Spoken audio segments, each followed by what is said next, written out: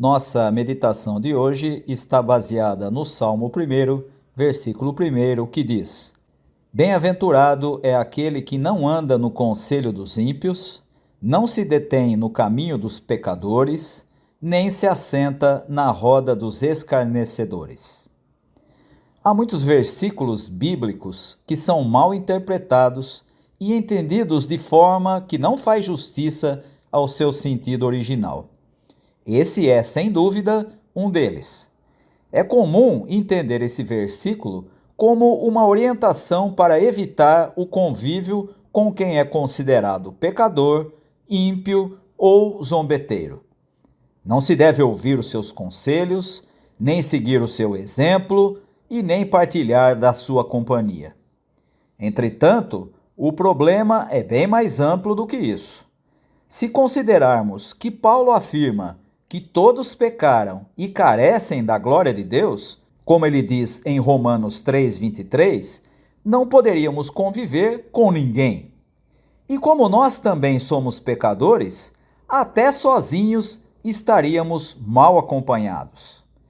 Uma evidência ainda maior de que não é a convivência com pecadores que se trata nesse texto é que Jesus, o Filho de Deus, que não desobedeceu ao Pai em nenhum momento de sua vida, não apenas recebia os pecadores, mas comia com eles. Isso está lá em Lucas 15:2. E partilhar uma refeição com uma pessoa era celebrar a comunhão com ela. Por isso, os fariseus ficaram escandalizados com Jesus. Quando questionado sobre por que ele convivia com pessoas tão desqualificadas, Jesus foi taxativo. Os sãos não precisam de médico, e sim os doentes. Eu não vim chamar justos, e sim pecadores. Está lá em Marcos 2,17. O problema, portanto, não é o convívio com pecadores.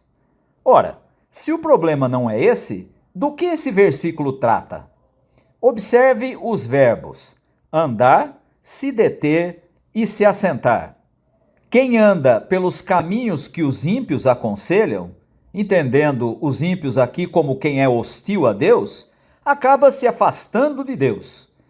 E quando se afasta de Deus, começa a achar que o caminho dos pecadores não é tão ruim assim. Começa a fazer concessões para pequenas coisas questionáveis, mas que não parecem tão problemáticas. O próximo passo é se assentar com quem zomba de Deus. Uma coisa puxa a outra e quando se percebe, já há uma distância enorme entre quem somos e quem devíamos ser. Às vezes, se faz esse tipo de coisa só para obter aceitação social. A afirmação do salmista é que são felizes os que não entram nessa cilada, os que percebem como ela afasta de Deus. Não se trata de não conviver com pecadores, não se trata de evitar a vida social.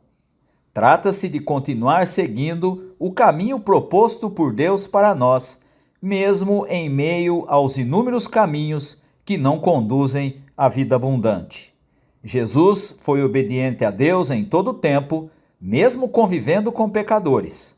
Nós somos chamados a seguir o seu exemplo. E lembre-se, não é possível ser bem-aventurado se escolhermos outro caminho.